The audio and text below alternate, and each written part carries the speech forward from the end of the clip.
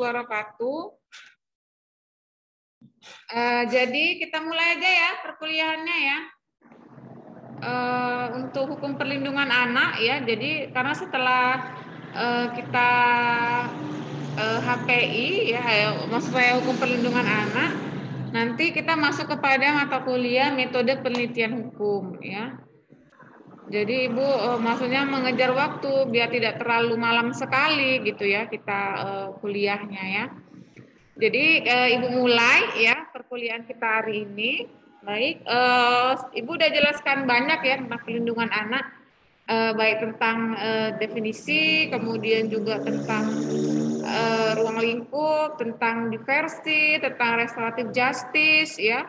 Kemudian Ibu juga sudah menjelaskan tentang instrumen hukum internasional terkait dengan perlindungan anak ya.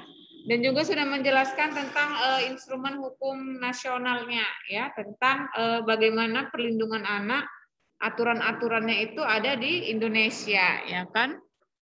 Baik. Sebelumnya ini baru berapa orang yang masuk ya? Baru 8 orang ya. Jadi banyak mungkin teman-temannya yang belum masuk ya. Jadi karena Ibu kejar waktu, jadi kita mulai aja ya perkuliahannya ya. Baik, untuk perkuliahan hari ini kita akan membahas tentang Undang-Undang Nomor 11 Tahun 2012 ya, tentang sistem peradilan pidana anak ya. Jadi kita akan bahas tentang Undang-Undang 11 Tahun 2012 tentang sistem peradilan pidana anak ya. Jadi undang-undang ini ya, kalian boleh juga searching di internetnya ya tentang Undang-Undang 11 2012 ini. Itu ada terdiri dari 108 pasal, jadi banyak ya. Undang-undang sistem peradilan pidana ini sangat banyak pasalnya, ada sampai 108. Biasanya kan kalau yang lain tuh mungkin hanya 70 ya atau hanya 40 pasal. Nah, di dalam undang-undang sistem peradilan pidana ini masuk kategori yang cukup banyak untuk bentuk pasalnya, yaitu ada 108 pasal ya. Artinya kalau kita lihat sebenarnya di sini para pembuat undang-undang ya dan juga para praktisi hukum dan juga para aktivis-aktivis perlindungan anak ya benar-benar menginginkan keterjaminannya hukum untuk melindungi anak-anak ya, khususnya anak-anak yang berhadapan dengan hukum seperti itu ya. Makanya di sini Bu lihat sungguh banyak sampai 108 pasal. Jadi 108 pasal itu terdiri dari beberapa bab ya. Mulai dari bab awal pastinya ketentuan umum dan bab akhirnya itu adalah penutup ya. Jadi kalau bab lainnya itu Ibu lihat di dalam Undang-Undang SPPA ini ada tentang pastinya ya tentang sistem diversi, tentang restoratif justice ya. Kemudian juga ada tentang masa hukuman untuk anak ya.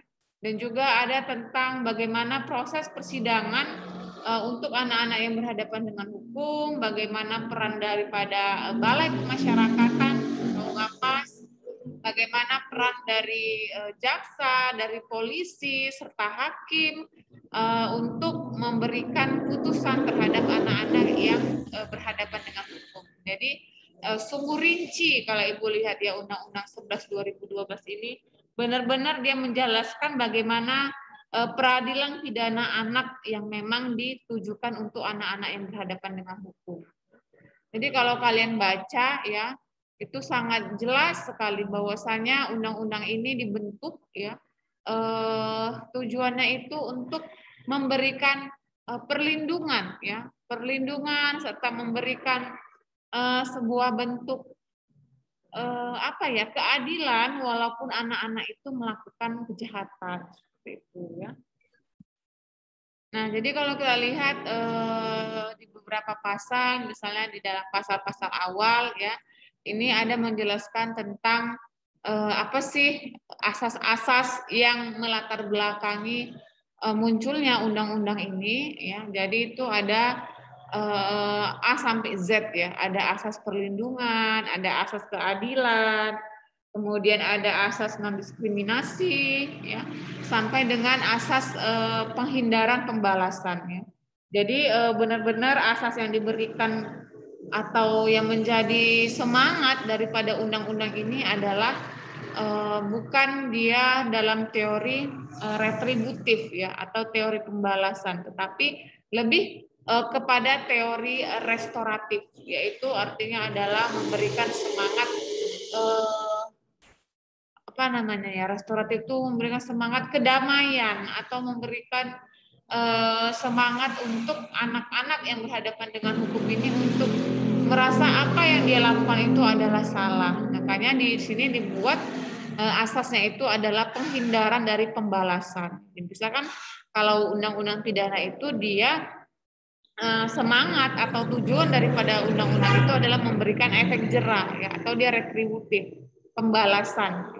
Biar si narapidana itu jera ya, biar narapidana itu terbalaskan dengan perbuatan yang dia lakukan ya, tetapi di dalam Undang-Undang 11 2012 ini dia benar-benar memberikan sebuah konsep restoratif atau konsep keadilan agar anak-anak yang berhadapan dengan hukum ini dia tetap tercover dalam lindungan ya, lindungan orang-orang di sekitar, khususnya para penegak hukum gitu ya. Jadi tetap konsep restoratif keadilan, memberikan keadilan yang benar-benar mengayomi ya, keadilan yang mendamaikan untuk anak-anak yang berhadapan dengan hukum. Nah, itulah asas yang kita lihat pada pasal 2 di dalam undang-undang ini ya.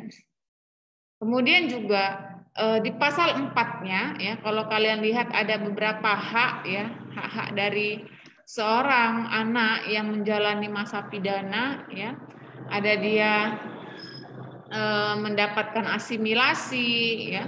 Kemudian mendapatkan pengurangan masa pidana, memperoleh cuti ya, mengunjungi keluarga, kemudian memperoleh pembebasan bersyarat, cuti menjelang bebas, cuti bersyarat, dan memperoleh hak-hak lainnya sesuai dengan ketentuan perundang-undangan. Jadi memang hak-hak anak ini sangat banyak diberikan oleh undang-undang ini, khususnya adalah pengurangan masa tahanan.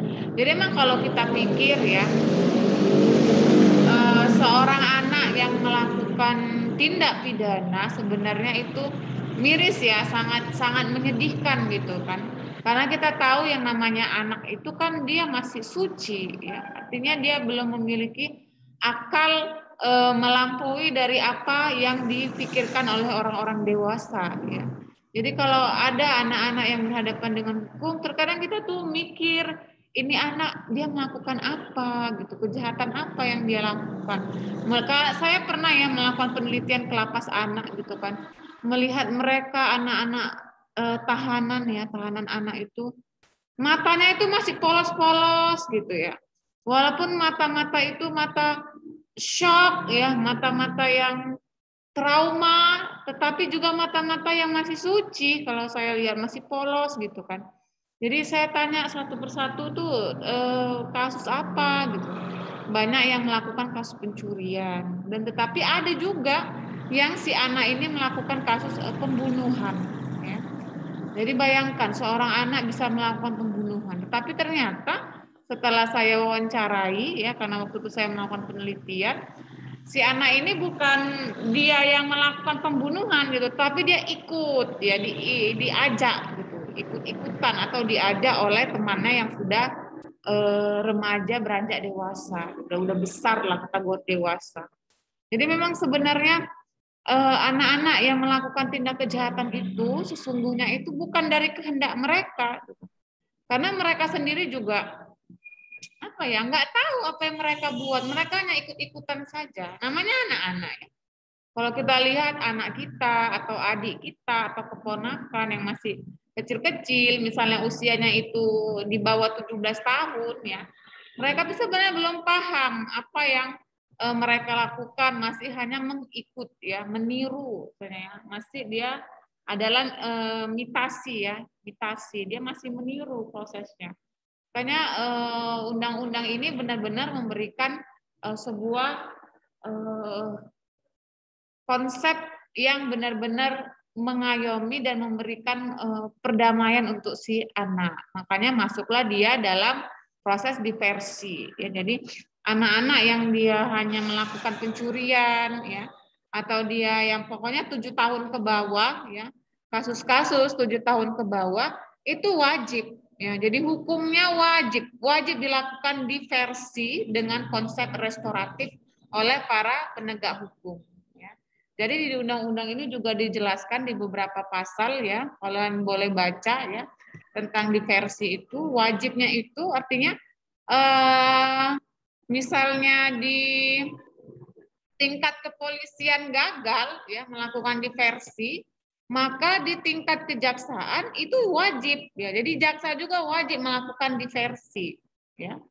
Kemudian bila di tingkat kejaksaan juga gagal diversi tersebut, maka di dalam tingkat pengadilan itu hakim wajib melakukan diversi. Bayangkan, undang-undang ini benar-benar memberikan sebuah keadilan, ya, buat anak-anak yang berhadapan dengan hukum. Dengan apa? Dengan pertimbangan bahwa anak-anak tersebut belum memiliki akal, ya, belum memiliki akal yang memang itu adalah mens rea-nya dia, ya, atau kehendaknya dia. Jadi kan kalau motif tindak pidana itu kan ada mens rea, ya. Kalau kalian belajar dari hukum pidana, dia ada yang namanya kehendak seperti itu. Nah, anak-anak itu nggak punya kehendak sebenarnya. Mereka hanya meniru atau hanya ikut-ikutan terpengaruh daripada lingkungan, ya. Oke, jadi benar-benarlah undang-undang ini memberikan sebuah keadilan, ya. Jadi kalau ada anak-anak yang berhadapan dengan hukum di tingkat pengadilan pun gagal, misalnya, ya, diversinya, dan mau tidak mau harus dilakukan sidang, dan sidangnya pun secara tertutup, ya. Sidangnya itu tertutup untuk kasus-kasus anak, tertutup, ya. Jadi hakimnya itu pun hanya hakim tunggal, tidak boleh memakai atribut jubah dan segala macam, ya.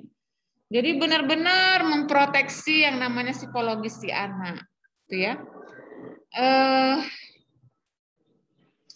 Udah ajan pula ini, ya.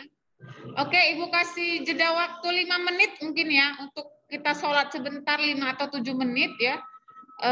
Jadi nggak apa-apa, ini tetap di on kan aja. Jadi nanti 7 menit lagi Ibu skor dulu 7 menit untuk kita melaksanakan sholat, ya, bagi yang beragama Islam, ya. Setelah 7 menit nanti kita mulai lagi, ya. Oke, kita sholat dulu, ya.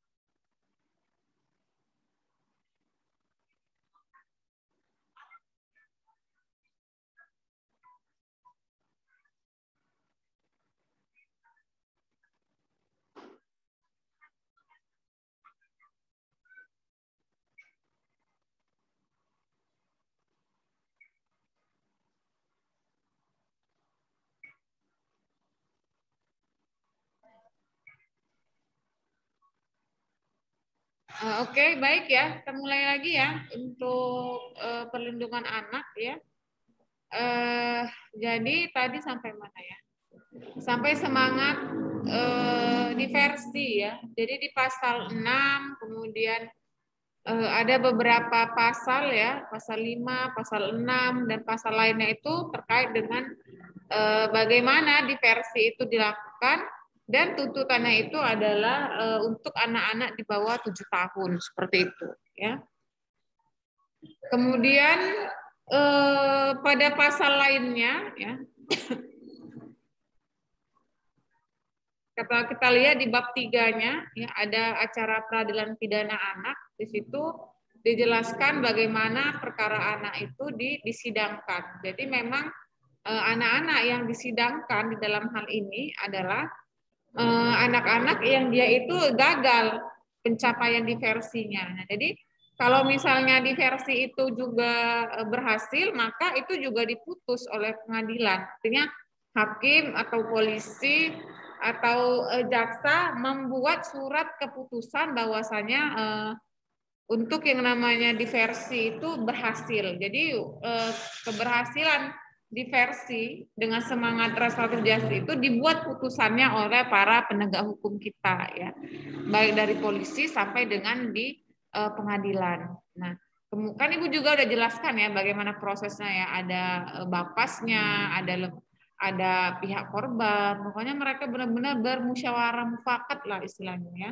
Kalau dia yang proses diversi ya. Nah, kalau dia yang gagal ya seperti itu ya. Proses diversi ini gagal, maka dia lanjut kepada yang namanya persidangan. Nah, persidangan ini juga diatur di dalam Undang-Undang Sistem Peradilan Pidana Anak ini ya. Di situ sama ya. bahwasanya penangkapan dan penahanan anak juga, ya itu juga punya limit waktu. Artinya penangkapan dan penahanan anak ini diberikan waktu hanya paling lama itu adalah 24 jam atau hanya 1 hari. Ya. Dan juga anak yang ditangkap ini wajib ditempatkan pada ruang yang khusus untuk anak. Jadi pemisahan ya terhadap sel anak dengan sel orang dewasa itu wajib dilakukan oleh semua kepolisian sampai pada tahapan persidangan. Nah, kemudian bila belum ada fasilitas, memang kan terkadang ada hambatan dan kendala ya. Maka itu anak-anak yang ditahan atau yang ditangkap ini boleh dititipkan di dalam lembaga perlindungan korban dan saksi ya. Jadi di LPSK.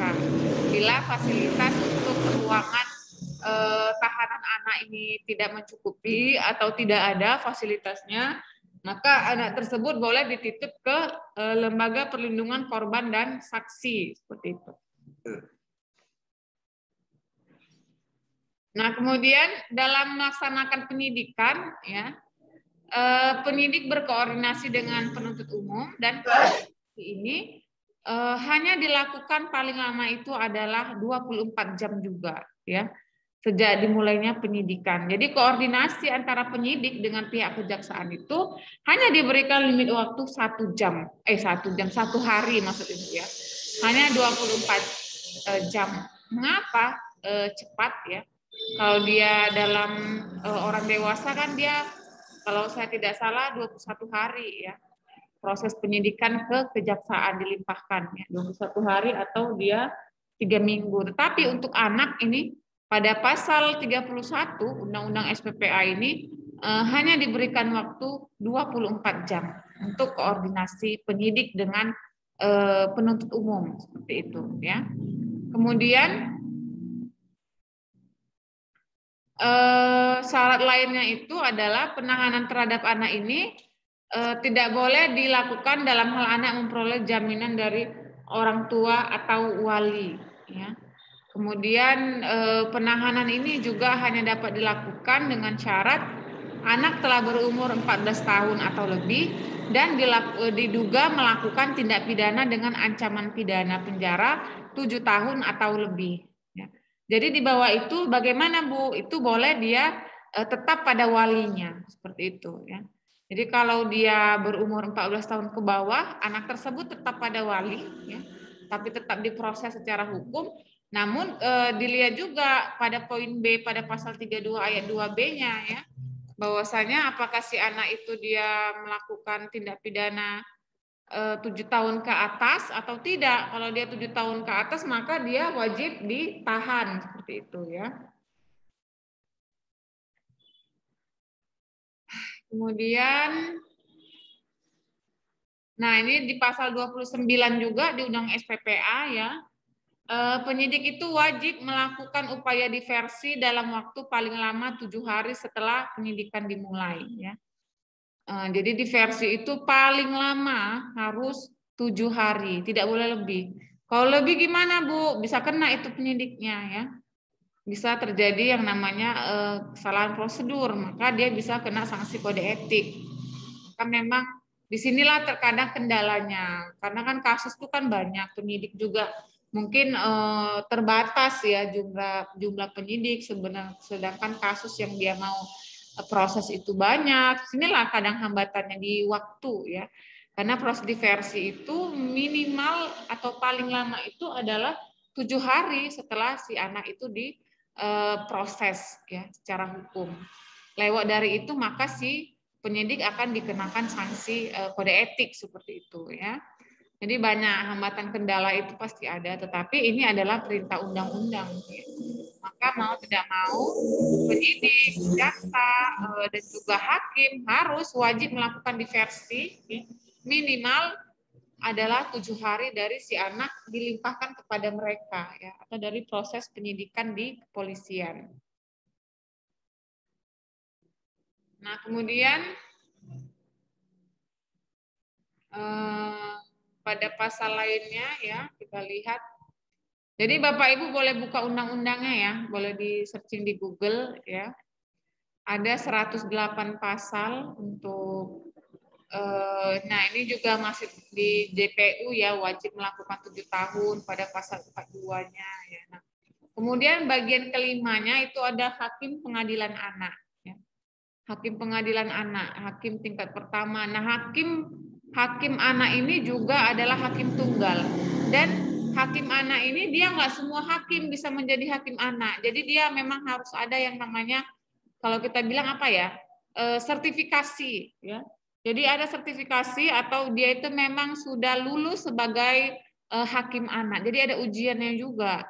Jadi khusus untuk memeriksa kasus-kasus anak itu memang dibuat atau dilakukan oleh hakim yang memang memiliki sertifikasi untuk mengadili kasus-kasus anak. Jadi tidak semua hakim ya. Begitu juga dengan polisi ya, dengan jaksa, itu juga ada jaksa yang memang mengikuti pelatihan dan memiliki sertifikasi untuk kasus-kasus anak ya. Jadi memang benar-benar diproteksi untuk yang namanya anak-anak ini ya. Dan ada pasal-pasal lainnya, itu ada pasal banding, kasasi, peninjauan kembali ya. Jadi Bapak Ibu bisa baca Undang-Undang Sistem Peradilan Pidana Anak yang sampai 108 pasal ini ya. Jadi sangat banyak pasalnya. Seperti saya katakan tadi, ini adalah bentuk hukum atau bentuk perlindungan hukum untuk anak-anak yang berhadapan dengan hukum. Jadi walaupun mereka melakukan kejahatan, tetap hak, kewajiban ya dan juga perlindungan buat mereka itu tetap ada. Dan itu ada di dalam Undang-Undang 11 2012 ini tentang sistem peradilan pidana anak. Yang benar-benar saya baca dan saya lihat ini adalah guna untuk kepentingan si anak, artinya memberikan anak-anak ini yang berhadapan dengan hukum itu tetap dilindungi ya, secara psikologis maupun secara fisiklinya gitu. Oke, mungkin itu saja dari saya dulu ya untuk Undang-Undang Sistem Peradilan Pidana Anak 11 2012. Jadi saya harapkan Bapak Ibu ini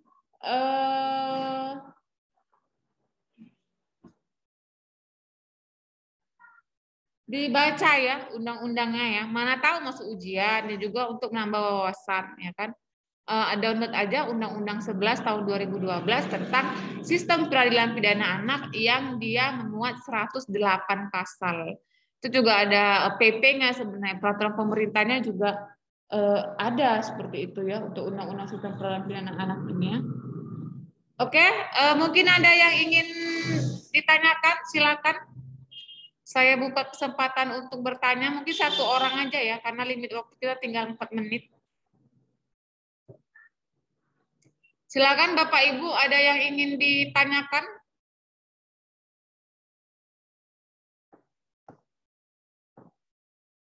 Jadi ini pertemuan kita yang ke berapa? Ke-6 ya? Mungkin sekali pertemuan lagi, habis itu kita UTS ya, ujian tengah semester. Ya. Jadi minggu depan mungkin masih materi dan minggu depannya lagi kita akan melakukan ujian tengah semester. Makanya Bapak Ibu punya bukunya gitu. Jadi kan untuk ujian, untuk tugas ya kan. Walaupun kita ada Google kan tetap perlu buku ya yang lebih akurat dia. Silakan Bapak Ibu ada yang ingin ditanyakan untuk Undang-Undang Sistem Peradilan Pidana Anak ini?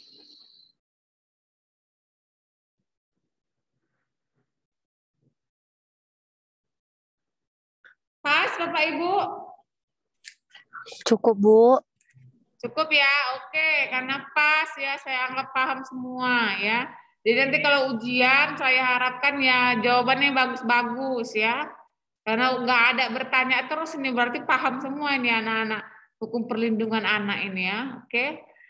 Baik, setelah saya akhiri, nanti selang 5 menit saya akan kasih juga link Zoom untuk mata kuliah metode penelitian hukum ya, buat yang ambil sama saya, yang nggak ambil ya nggak perlu ikut gitu ya, nggak perlu join ya.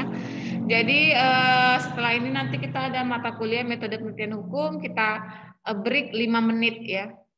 Setelah itu nanti dilihat, dicek di WhatsApp grupnya, saya akan bagikan link untuk Zoom metode penelitian hukum. Baik. Dan siapkan bukunya ya, buku metopelnya saya harap nanti ditunjukkan ke saya ya. Oke, saya akhiri pertemuan hari ini dengan mengucapkan Assalamualaikum warahmatullahi wabarakatuh.